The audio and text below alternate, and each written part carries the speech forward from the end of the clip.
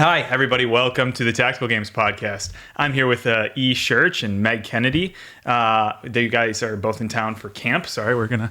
Yeah, I know. We're gonna dip and dodge. You guys are both I know you look like you're fine. in town for camp. Very excited to have you guys both as instructors. So thank you all very much for coming out. Thanks for having us. Yeah. Let's go with intros. So we've got your names, but tell us a little bit about yourselves. We'll start with Ehea and then we'll get over to Meg. Yeah, I don't know exactly everything you want to know, but I mean, Where are you from? I'm from Spokane, Washington. I've been competing in the tactical game since 2022. Yep. I competed in CrossFit prior to that, so it's been like 8 years of like competitive like fitness training. Yeah, I'm a corrections officer. Beating people up in jail. We were discussing this earlier. Only when I have to. Only when my hand is pushed. I don't like to have to resort to that. Of course. Yeah. Of course. And we call it control. We don't beat people up. Oh, yeah. You're gaining control of their lives. Control them. Get your legal terms right now. Yeah, sorry. Come on now. Yeah. So tell us a little bit about your CrossFit career and kind of how you got into the tactical games. Okay. I know the answer to this, but... Yeah. Actually, we met through the CrossFit channel. Yep. Yeah. So let's see, it really took off for me in 2018. That was my best year. I had competed in 2017, did like the World Police and Fire Games. Oh, nice. I didn't know you did that. Yeah, I actually won it that year. That was like my very first big individual competition, trying to prepare myself to go individual in CrossFit, actually. And then I went to regionals in 2018, was able to podium and make it to the games. And what region were you in at that time? So it was... Yeah, because they changed it so many times. Right. Yeah, it was just the West Coast regional. So it got even bigger because in 2017 it was the Northwest regional, and then in 2018 they expanded it to more states. I wonder if people know how impressive making it from the West Coast regional is. Like that was the hardest of it. Deal. That was like So the West regional, it was like Montana, Idaho, like Wyoming, like a bunch of the states. I actually might not be Wyoming, but Utah, all of them. So it was pretty cool. I don't know. But so after regionals, I went to 2018 CrossFit Games because I had podiumed. And then I took 17th, I believe, that year. That was my rookie year. Yeah, your rookie year. That's awesome. Yeah, I was just trying to make, my goal going into it was just to be like top 20 and try to make it back in 2019. But that's when... everything happened in CrossFit and they took away regionals and then you had to travel to sanctionals, which was difficult. But I was so close. I went to the Granite Games and just missed it. I think I took 5th. And would you have to have top 3 or 4? I think you had to be top 3. Yeah. And it was Taylor Williamson and Andrea Neisler were both there too that year, right? Yeah. And I'm pretty sure going into the last event, I think that I was ahead of both of them too. Yeah. It was that last event and I made a couple mistakes trying to be better for my judge to judge me instead of just doing it and like letting my judge do the judging. Yep. And because I was a little too slow, they were able to just like inch me out at the very end. And so, yeah. Unfortunately, I didn't make it in 2019, and then 2020 hit, and that was COVID, and everything went online, and I don't like online competitions. For many reasons, but yeah. So then, I just kind of took a break, did some career stuff, and then I started looking at the tactical games. Yeah.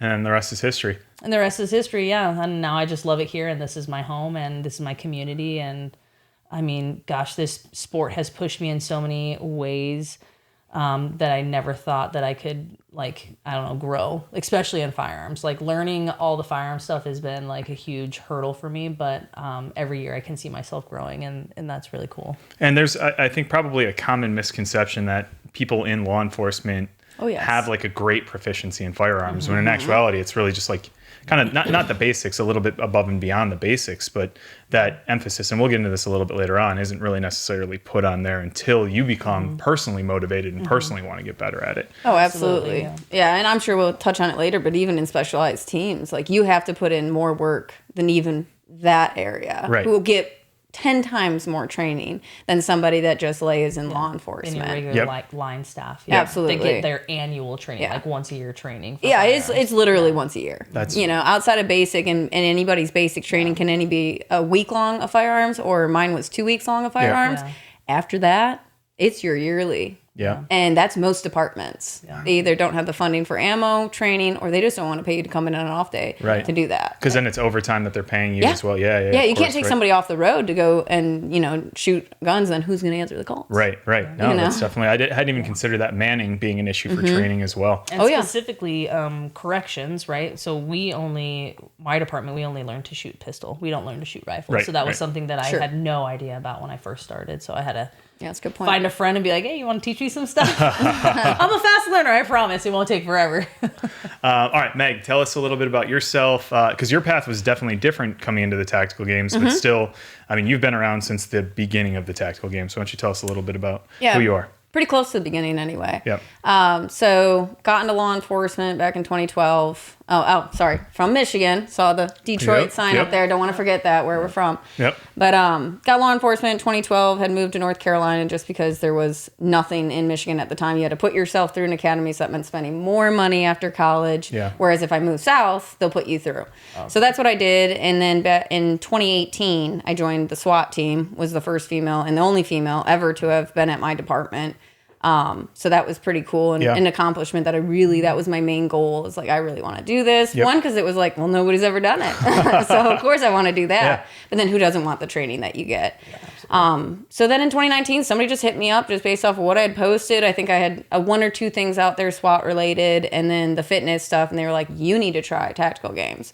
So I signed up, didn't know what I was signing up for. I think I did a couple USPSA matches just because I was like, well, I need to get a little faster. Like I had the mechanics, but I need more proficiency and everything. So that helped me train for it. So in 2019, did my first one actually 6 weeks post breaking my foot. Wow. And I was like, I'll be okay. Yeah. And somehow I was. I got through North Carolina event with probably a healing foot, thinking I was good to go. But that's why in Florida at that year's, and I don't even think it was called Nationals at that time, but that last event, I rebroke it the first event. Me and Cal Arena were going head to head, and we'd gone through the obstacle course and everything, and we'd come out of the wood line after a run, and there were like divots in the dirt, and my foot just took that divot wrong, and I heard it snap, and I literally turned to her and I was like, I think I just re-broke my foot. She's like, I thought you were talking about deer tracks. I'm like, no, I said I re-broke my foot. So Ro has like a million photos of me like in tears as I'm like trying to continue 2 more events before I called it quits, because I knew I wasn't getting anywhere. And I was like, I'm worried I'm going to get damage where I'm going to have surgery at this point. Yes. So I called it there and then came back the next year in 2020. And then, I mean, I've had my qualms with taking a saw to my hand, so you've let me you've let me RO a good amount of events and everything, and had a good time on the other side of things as well in the sport. But yeah, that's about me in a nutshell. So one of the things that's interesting is you've seen the progression of the fitness side of the tactical games as it started, because very early on there were very few female competitors, right? There was barely enough to make a single division. Yeah, usually 4. 4, right? And it was always the same, if you were 4. Lucky. Yeah, 4 of us going at it. And then now what we've seen is, at first it started out with getting a women's elite, and then now we've got women's elite, women's intermediate, women's tactical, and a women's 40 plus, and we're starting to get close to having enough numbers for a women's 50 plus as well. Wow. Which is pretty awesome. It really is. That's incredible. Yeah. In comparison to where it's come from. Yeah. It's pretty awesome. I can tell you at least the first 4 events-ish, you'd be lucky if you had 2 squads. Like every now and then you'd have 2 squads, but then that was just women's. Right. There were no other divisions. It was just the women's division. Right. Yeah. So that's huge. Yeah. And now it's cool to see having those multiple tiers where you have competitors like yourselves that are in that elite division that have been doing it long enough.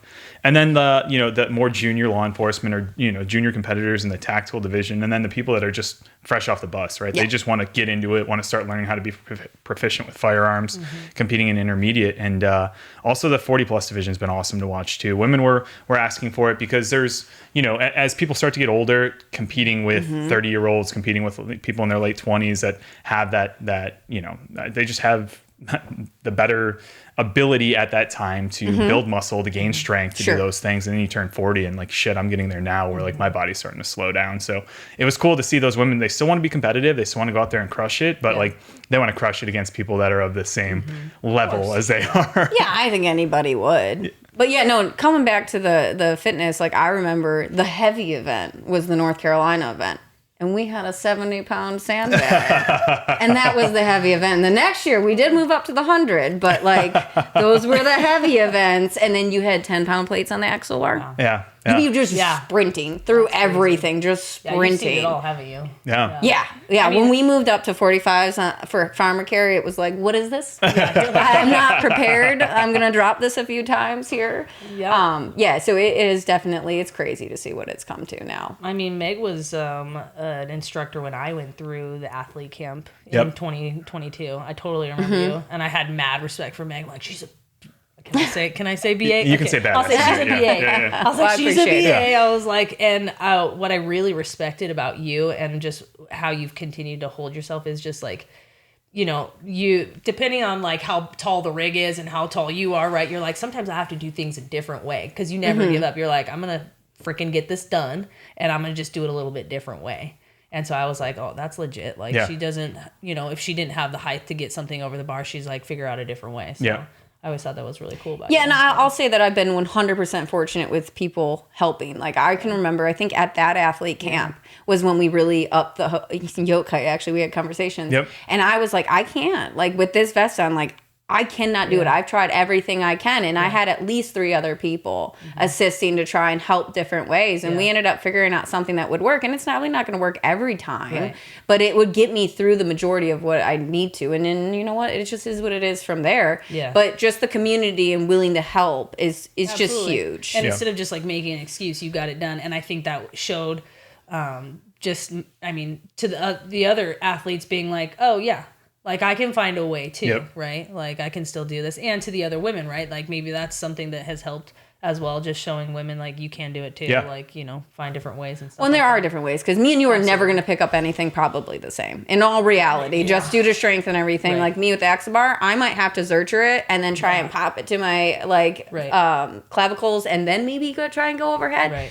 And that's the way I've learned to do it, though, because I'm just not, my hands and strength is just not there to power clean certain weights. But that's the way I've come to say, like, this does work. It sucks, but, and it's going to exhaust so much more energy, but got to get it up somehow. You got to make it happen. You do a fantastic job, too. Oh, I appreciate it. Well, and both of you, I don't know if you're still on nights, but are you on nights at your new department? New department, every 2 months we switch. So, like, shift work is brutal. On training. And it's not just 12 hours. I don't have to work it's like nights, almost 14 every time. And that's not even overtime. That is like mandatory. That's just with reports or whatever happens, or you just take the call at the end of the shift and then you stay over or whatever it is.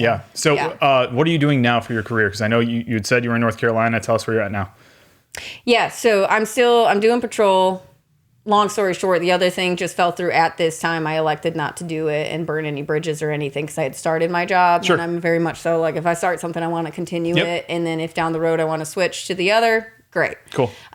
So patrol right now. And I'm enjoying it as an aspect of having been a supervisor and a sergeant on my last department and dealing with all that nonsense. It's really nice to just concern me. And that's it. And then helping some of these newer people who, one, I'm coming from a different state. So we do things differently. Of course. And so I'm learning the way they do things, but also kind of trying to help them think outside the box a little bit. Some different ways of doing things as well. And I've really seen the new guys start to take to that. And so that's really cool. It's rewarding for me.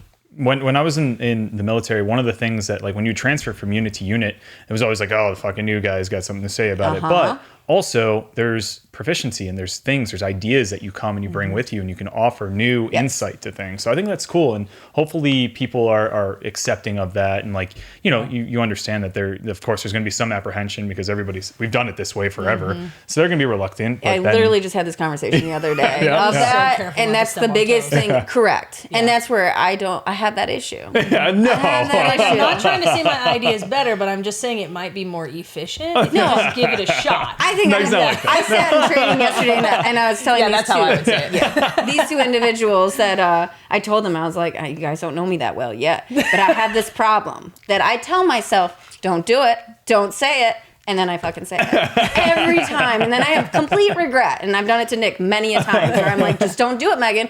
But I'm just at that point in my life that I feel like, why can we not have a conversation about something? I may not be right. But you may have right. But if we can just have a conversation, usually we can have progression in some way, or at least a better understanding or whatever else may be. I have always have and probably will have that issue that I can't shut my mouth though. I don't think that's a bad thing necessarily. Having an opinion is never a bad thing. Yeah. I mean, other than just sitting in the corner, I guess. That's where they're going to put me eventually. All right. So next thing, I want to get into a little bit about why you guys compete. Like what drives you to compete? What is it about competition? It doesn't even have to be specifically in the tactical games, more about just like the idea behind it. What motivates you to compete? What's your drive behind it? We'll start with Meg. Yeah. So a lot of it, like I kind of already touched on, it combined my two worlds. And so I've always done sports, did marathons. I've run 4 halves, 2 fulls. So I like the idea of having something to train for. I can do it for not, but I give so much more effort knowing that I have something to train for and be better.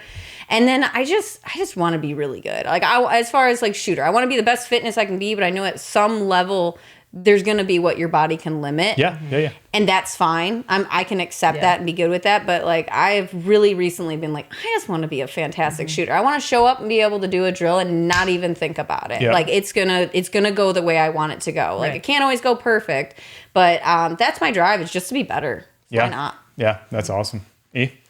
So I like everything that you just said. I guess in my brain, I've always been an athlete, and that's something that fulfills me just personally, ever since I was a kid. And doing athletic things is just like my baseline. Like if I don't work out, or I don't have a little bit of something, like if we don't go on a hike, or I'm not moving around, like I don't feel right. Like it is just part of my being. And so competing allows me to push myself to that next level and actually, I guess I get to find out, what am I really made of? Yeah. Like, am I going to quit? Am I going to give up? Am I going to go slower? And then not only just on the physical side, but how am I going to be as a person? Like when push comes to shove, because we're all competitive and I'm really upset about something, do I have like the wherewithal to just be like, it's okay. Like we're all people and we're just competitors. Like how am I going to hold myself? And I think that is another challenge for me. But specifically, if we're talking about the tactical games, it was bridging the two worlds that I love the most. Like I didn't want to compete in CrossFit anymore. I'm not going to say anything else about that. I didn't want to compete anymore. And I wanted to continue competing in something. And this made the most sense because it was firearms, something that we do at my job, and something that I could become more proficient in, and just have a skill to work towards something. And I like how you said that at some point you can only be so strong, you can only be so fast, and we're only getting older, right? This was a way for me to prolong my competition career, because I felt like technically I would be masters this year in CrossFit. Isn't that wild? Yeah. So I'm going to be 35 this year. And I was like, how do I maintain? I always want to be fit, and I always want to challenge myself and get better and grow in whatever capacity I can, because I think that's really good for character building. Yes. But I can continue to do this because I can focus on getting my skill better, right? I can focus on shooting better, and that will take me further in this sport than just only like my fitness will. Yeah. So I think one thing that's really awesome that people undervalue of what tactical games does is the mental aspect. Yeah. Like I have always found that like I've been pretty lucky as far as being overall in the actual event going on, like that certain stage or whatever, being able to keep a cool head, whatever it is. But you'll see people fall apart. Yes. And they can't. You can just see them crash and burn. Like they could be the first place, whatever, but then one event doesn't going their way, and it will literally crush them. Yeah. So I think testing that aspect of it is really cool. Yeah. And I've been very fortunate. That's probably the only reason I've been able to hold the positions that I have is that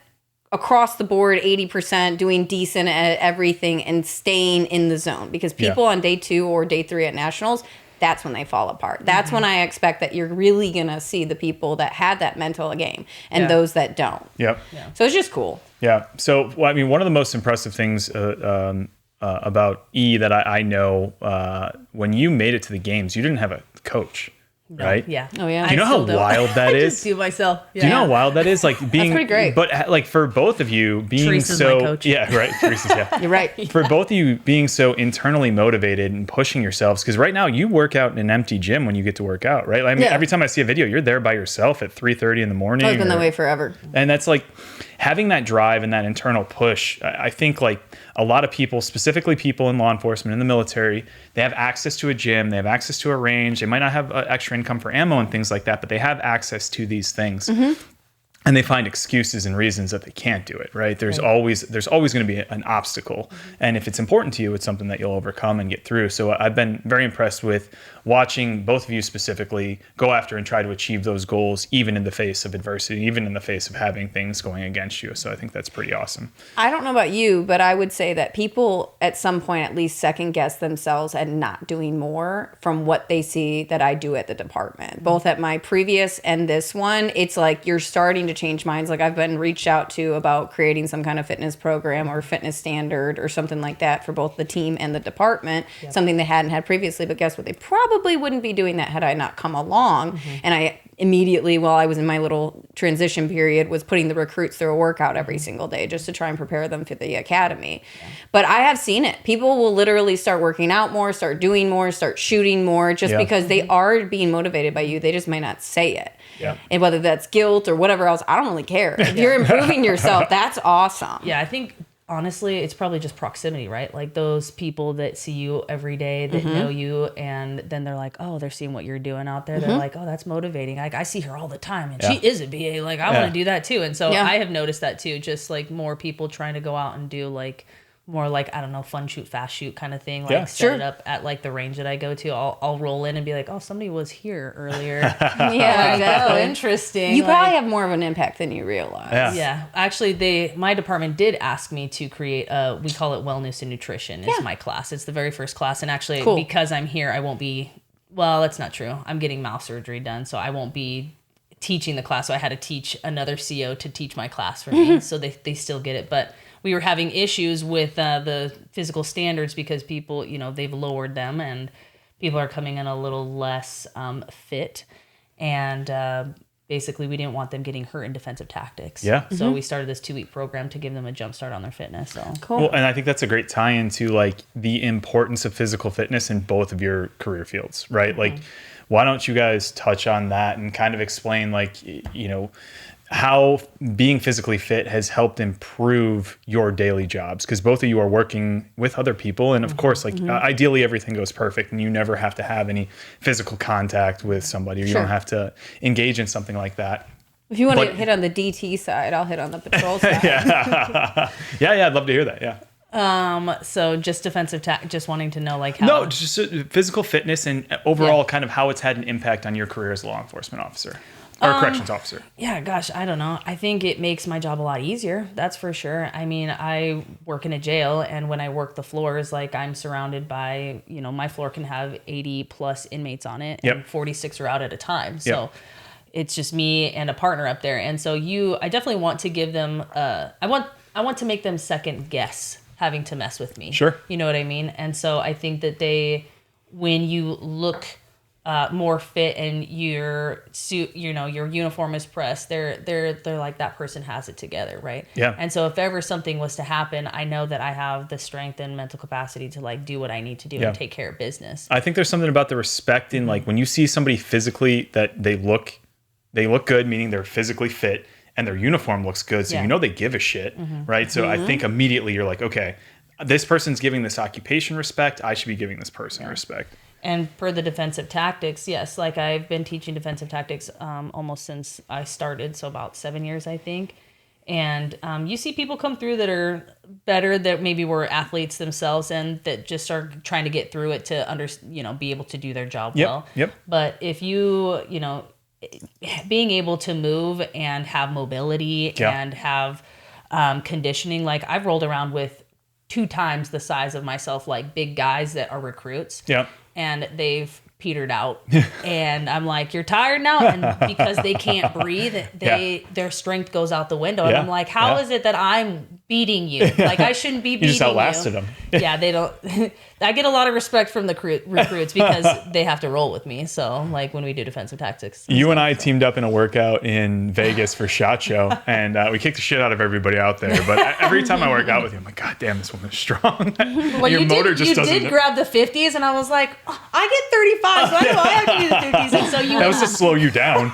so that I could keep up. I did do the first set with 50s, and then I was like, I could just keep doing 50s. And then you went and got me the 35s, and I was like, I'll just do the 35s. That's fine. So, Meg, let's talk about patrol, like the importance of physical fitness. What you harped on was officer presence, right? Yes. So that's huge. Yeah. And I've heard about it since my first day on and everything. Like, luckily, if you have a strong personality, if you're somewhat squared away and knowledgeable about what you're doing and everything else, like, it makes a difference. Huge difference. It makes a difference. Not only I remember in trainings, and people will be like, yeah, your officer presence was great as a new person and everything. So you have respect now for the instructors in the department, but also the citizens, like, they really do know who's put together and who's not. Yeah. And they're going to try that person that's not put together 10 times more than they're ever going to try that other person. Yeah.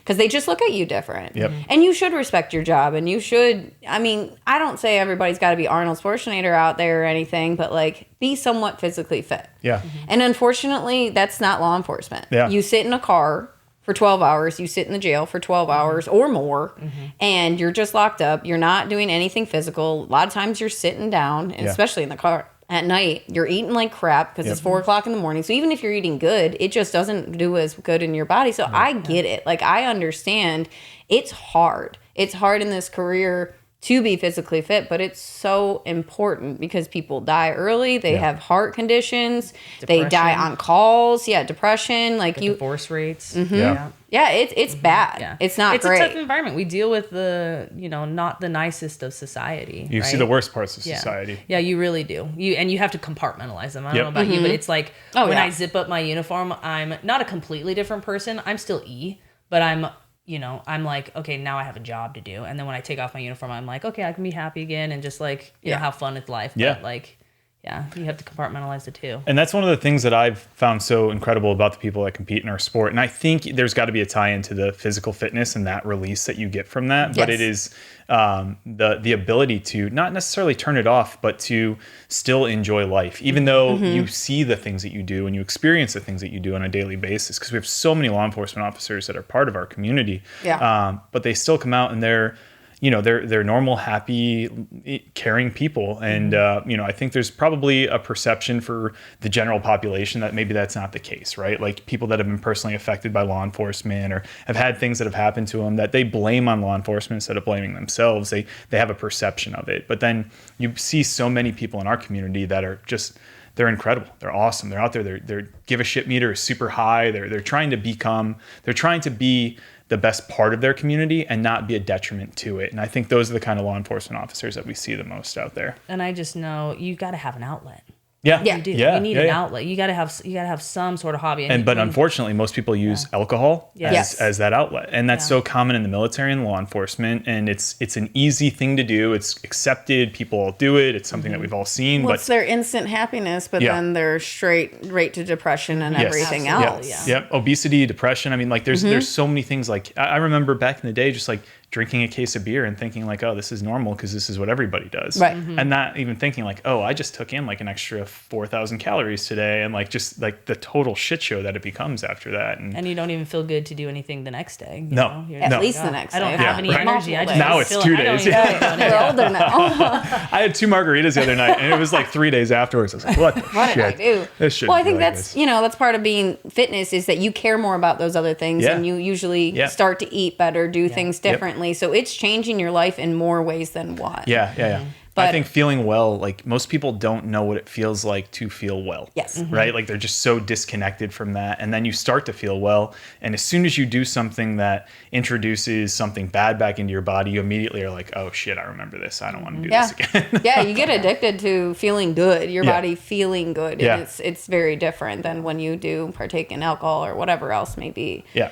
But one other thing I didn't touch on as well is just like my backup, right? So fitness, as far as being important, like I want to trust my backup because they can sure trust me. Like I'm going to last on that track or whatever else may be, whereas not everybody else is going to. So I think it's very important that like you trust one another, and especially in such a small squad or whatever else that you have. And there's people that just don't. Don't. I'm like, you're not going to be my partner today. Shoot. Right. You don't want that. And you don't want that to. You don't want to be that person. Yeah, you don't want to be that person. Well, if I call for help, like, who's showing up? Yeah, absolutely. Yeah, totally.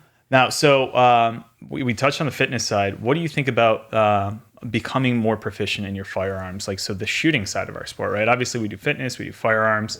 Talk to me about how getting more proficient in firearms has helped in your job, your day to day. I mean, so as in corrections officers, we only have to wear our firearms when we're outside the jail. Sure. Obviously, we're not wearing them in the secure portion of the facilities. Right. So anytime, which we go outside the jail all the time, when inmates are sick or whatever, and they have to be taken out to the hospital, we have to take them because they're in our custody. Yep. So just for me personally, honestly, it just builds my confidence. Yeah. So if I know when shit hits the fan, like I'm ready to go. Right. Like, and I always make jokes. Like just the other day, we actually had a window get busted out. Like a guy busted out a window in the jail, and so like the windows are like really small, so there's no way he could have escaped. Right. He's on the top floor, but we were worried that he was going to get something in. But they're like, hey, we're all going outside. There's glass on the ground. We have to go check this out because it had just like happened. And they're like, grab your guns. And I'm thinking like, yeah, like I got my gun. I was like, I'm a good shot. So, and I don't know how many else people grab their gun. I was like, you guys are all safe. Don't worry. I'm a good shot. Don't worry about it. So like, I don't know. It's funny, right? That's a funny thing to say, but it just showing like how much more confident I am that I know that I could hit what I needed to hit if push came to shove. And just that adrenaline is adrenaline. And I didn't get to touch on this, but like in an emergency. So I have realized I got to go back to the fitness part to talk about this, but when we compete and when you do a high intensity workout, you have these physiological things happen in your body, right? And it's the adrenaline that you're feeling, right? And when you compete and you have to work through the adrenaline and you have to think about what you're doing and you have to remember all the things that you have to do, like I have to shoot 3 from here and 3 from there and all the stuff. Yep.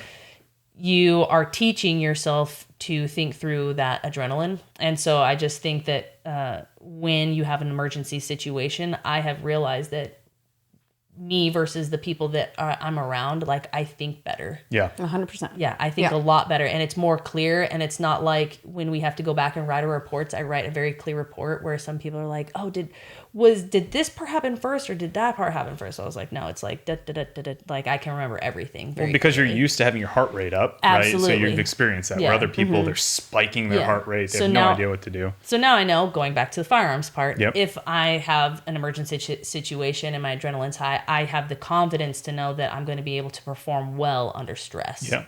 Well, so and you're probably going to be able to evaluate a situation a lot better, right? So the person who says, like, I thought it was this, that, and another, whatever they were doing, you're probably going to be able to assess a lot quicker on what you need to do, shoot, no shoot, whatever else may be, than somebody who is completely overwhelmed. Right, yeah. Going into the black. Like, I didn't know, did they have something in their hand? I think they might have, they put their hand in their pocket for a quick second. I'm not sure.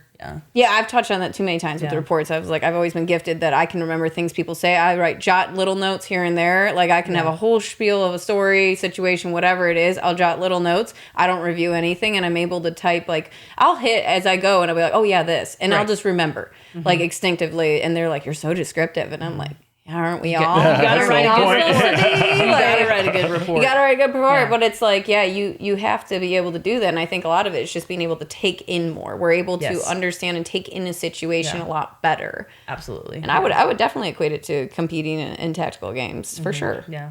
So on the competition side for your job, for the firearms aspect of it, is it the same thing? Is it, your I would say it's overall the same idea of what he's talking about and everything. And then I would just say that it's we do a detriment to ourselves by that we all talk about it. Oh, well, your fine motor skills and everything else are going to go out the window when you do it. But then we don't train for it. Right. You don't actually put people in that situation, but maybe one little half hour on the last day of their firearms training when they're in basic to kind of put them through a little bit of stress. But the rest of the time is just like, do this, do this, do this. And it's just very chill, even kill. Yeah. Right. Yeah. And that's all they do. And even any kind of yearly training or anything, that's all they do. They aren't shooting and moving. They aren't getting their heart rate up. That most of these people are going to fall apart. Yeah. Like we actually did one drill the other day at our yearly, they've started to try and incorporate a little bit.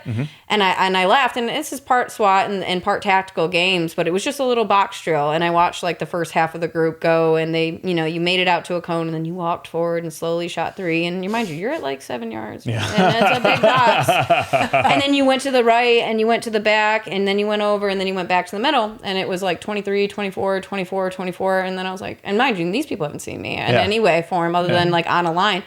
And I did it, and I just ran. And I just was like, I do like shoot, run, shoot, run. And it was like 15 seconds, barely trying, but getting all my hits. Whereas theirs were like, do. With 24. And they were like, they all were like, now that's SWAT in front of the SWAT guy. And I'm like, let's not make enemies here. Yeah, for real. But, yeah, I just don't think that they just don't train it. Yeah. And I was like, I wasn't really trying. I was just kind of like medium pace here and everything. But like, we do a detriment to ourselves. We talk about it. Yeah. They instruct it. And then they don't do anything about it. There's no action. Yep. So, it needs to change. Well, but I appreciate both of you taking the time, taking your own personal finances to come out and do those things, right? Like you guys are getting involved in it because you find the importance of it. Yeah, and, absolutely. This is the kind of thing that I do believe that, could potentially save your life should something present itself, right? And maybe has throughout your career already. So it's awesome that you guys are both competitors. It's awesome that you guys have both been around as long as you have, and that you two are at the pinnacle of the sport and continue to be. And that's pretty cool. We talked about nationals last year. We had 2nd and 3rd place, and then Janae finishing 1st. Another cool thing that I find very interesting is how different all 3 of your body types are. Like you guys are all physically very different. And then you get into Blair, like it's now you're talking about something that's so totally different. And most sports, like if you go to swimming, all swimmers pretty much look the same, right? Like it's pretty much the same body style, at least at the top end of it. But it's cool to see at the top end of our sport how different people are and how they find different ways to get to that pinnacle, right? So like shooting proficiency is something that you've gone on. Strength has been something for you. I think Janae is just overall has a motor that's like really, she finished 8th in the world in the freaking, CrossFit Open workout. So it's cool to see how different body types are still able to come in. It's the same on the guys' side. I mean, Heppner's like, I think 4'9" or maybe 5'2". 4'9". And then you had, oh gosh, his name's escaping me right now. Aaron Clark last year. Aaron Clark's 6'5". Yeah. So tall. So like you're talking, when you saw them on the podium next to one another. Huge. Right, huge. Yeah. So it's cool to see. And I think that's a testament to the modality of our sport and how many different things we try to test in it. Is like, if a guy that big and a guy that small, or if a woman that big and a woman that small can still be on the podium together, clearly the shooting matters, clearly the fitness matters. So it's, I don't know. I think I was going to say, when you were saying all that, I was like, it's because it's a testament. Having those results, right, is a testament to, just being able to say, like, we do a really good job, or you guys do a really good job of programming fitness and firearms. Yeah. Like, it's not just one-sided. Everybody always says it's CrossFit plus shooting, and I don't think it's CrossFit. People that come from CrossFit know it's not CrossFit. Yeah, I'm like, it's not CrossFit. Like, I love CrossFit because I don't want to do gymnastics anymore. Actually, that's just one sub-reason, but but yeah. I definitely, Heppner and I have talked about that a lot, is like, it's not, people don't know what to compare it to, so CrossFit's the easiest thing. I will say I'm guilty of saying it to people that just don't understand or anything. I'll be like CrossFit and strongman and two gun. Like that's really how I marry it for people who just don't know, because unfortunately people just mainly know CrossFit. That's all they know. So it's like, this is kind of the idea. But shout out to CrossFit for getting to that level where people like all everybody over the world knows what it is. Everybody knows what it is. Yeah, I think that's how I used to say it too, because it's like, I'm like, it's strongman movements, but it's like high intensity and it's like intervals, so it's kind of like CrossFit program, sort of like time modalities, like similar in like a lot of ways. We've got camp this weekend. We've got the. What are you guys most excited about for camp?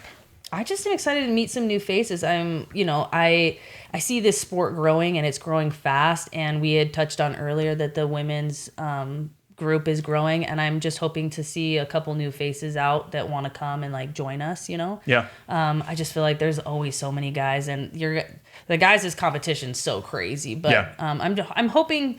One, I just want to meet new people. I'm hoping that a few more girls want to come out and hang out with us and like, come compete with us and Very stuff. cool. So, Meg? Yeah, I'd say just to see their progression. It's always really cool anytime you do any kind of camp or university or whatever, just to see where people start and where they end. Yep. It's really awesome in such a short amount of time that people just either don't have that much training or you have this level of caliber of instructors that can help you and get there and get the tools. You're not, I mean, nobody's going to come out and be like 100% proficient. Yeah. No. Yeah. But we're going to give you what you need to do and what you need to go home and work on so that you can continue the sport. Because as we all know, like the people that come to these typically end up being very highly motivated and very involved in this sport. They're investing in themselves to be here. They want the knowledge and they want to be able to be like, okay, I'm motivated enough. I know now I have the knowledge. I'm going to train myself now that I know. Yeah. No, that's always been my favorite part of camp is seeing the people that come out of it and then are like become part of the sport. Because not everybody does, you know, but there's definitely the ones that come out of it that are like, fuck yeah, let's go. And they get into it and they hit the ground running. Which I'll always say, like, just come try. Just come try. Yeah. Like people, like if you have some, at least you have to be safe with firearms and everything. So you have to have some kind of proficiency there, but you don't need to be stud and you don't need to be like best shooter ever in order to try the sport. We tell people all the time, every podcast, everything, like you have to just put yourself out there and you have to try. Yeah. Like that's one thing that even if I'm not fully ready, if I commit to it, I'm going to do it. But like you have to be vulnerable. Yep. And just do it. You don't, like some people think they need to all the universities and all the trainings and all the skirmishes in order to go do a comp. Like, no, you don't. Yeah. Like as long as you can be safe and that your fitness level is somewhat there, then go intermediate. Yeah. And test it out or come as a team. Yep. And try the sport out because once you try, you're going to be addicted. And you'll be like, You'll be addicted. All right. Last question. I'm not often on a podcast with people who have more tattoos than me. So what's your favorite? Right? What are your Not favorite so sure. tattoos? Let's. I want to hear. What's your favorite tattoo, Meg? oh, that's going to be a tie. I don't know if I can even show either one of them. Like take off it's your going to shirt, be a fine. little difficult. Oh, it's But on I your- wish this one was on my arm. But like the Valkyrie, Oh, yeah. that's one of my favorites. Very cool. Yeah. And then of course my chest. Yeah. Your chest is that badass. one's legit. Yeah. That's about as far Yeah. as we can go. It's E. appropriate. Gosh, I have a couple too. It's hard. I would say I love my love tattoo. That was probably one of my most new. Just that it's the greatest commandment, and I want to make sure that I'm doing right by people, and you know, doing the best possible. You know, being good to them basically, Yep. and it's a good reminder. And then this one's for me and Teresa actually. So that one's my other one. That one's the one. Yeah. Yeah, we actually got that many years ago. Yeah. Very cool. What's your I have favorite? love on mine as well. My favorite one is My Lady of Guadalupe. Sure. I That's don't know. newer. Is yeah. that newer? Oh yeah. Yeah. I just like the artist that does them. So, yeah, very cool. All right, well, we covered everything. I think. Thank you guys Yeah. very much for being on. I appreciate having y'all. Yeah, no, thanks for having us. Hopefully, everybody enjoyed that. I know I certainly did. So, let's have fun for the next couple of days. Awesome. All right. Cool. Let's do Looking it. forward to it.